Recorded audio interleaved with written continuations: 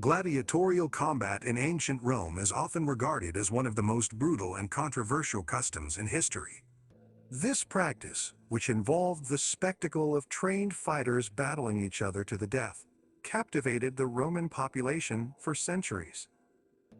To truly understand the significance of this cruel tradition, it's essential to delve into its origins, mechanics, and societal impact. The roots of gladiatorial combat can be traced back to the funeral rites of ancient Etruscan and Greek cultures. The idea of honoring the deceased through violent battles between slaves or prisoners of war resonated with the Romans, who gradually adopted and transformed ethno-weapons war-taking practices into what would become the grand spectacles of the Colosseum. These events were no longer solely associated with memorial services, but rather turned into political tools and a means of diverting the attention of the populace, the challenges of daily life. Gladiators were typically slaves, prisoners of war, or criminals who were trained to fight in specialized schools called ludi gladiatorium. These schools, run by strict lannisti or trainers, were responsible for molding ordinary individuals into fierce and skilled combatants.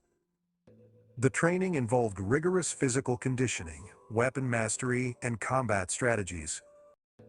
Many gladiators faced a life filled with constant danger and uncertainty, as their existence revolved around the whims of their owners and the bloodlust spectators. Nevertheless, some gladiators managed to achieve a level of fame and fortune, gaining the admiration of the crowd and even amassing wealth through their victories. The spectacles of gladiatorial combat took place in grand amphitheaters, most notably the iconic Colosseum in Rome. These structures were architectural marvels, designed to accommodate massive audiences and provide optimal viewing angles. The atmosphere within these arenas was electric, with thousands of spectators eagerly awaiting the start of the fights. The seating arrangements within the amphitheaters reflected the social hierarchy of Roman society, with the most privileged individuals occupying the best seats. The distinct roar of the crowd, echoing through the towering stone walls, intensified the anticipation, creating an adrenaline-fueled environment that inspired both awe and trepidation.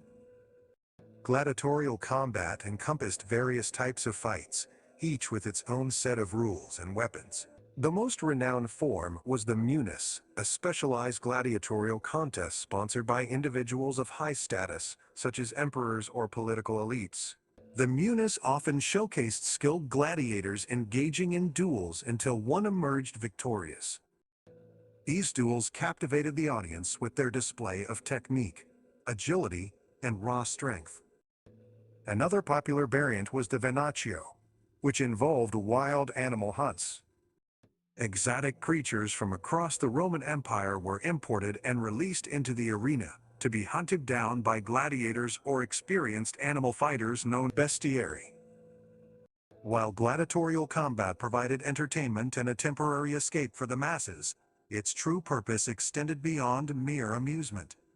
The games were intricately woven into the fabric of Roman society, serving as a tool for the promotion of political agendas, the maintenance of order through fear, the reinforcement of social hierarchies. The lavish expenditure on these spectacles by emperors and the elite was a means of securing popularity and consolidating power. The immense popularity of gladiatorial games also reveals the inherent brutality within Roman culture, where violence and death were considered legitimate forms of entertainment. As the Roman Empire expanded and gradually transitioned into Christianity, the ethical implications of gladiatorial combat began to be questioned. Christian thinkers and leaders condemned the games for their disregard for human life and their glorification of violence. The practice, once deeply ingrained in Roman culture, started to decline in popularity, although it continued to exist in some form until the 6th century CE.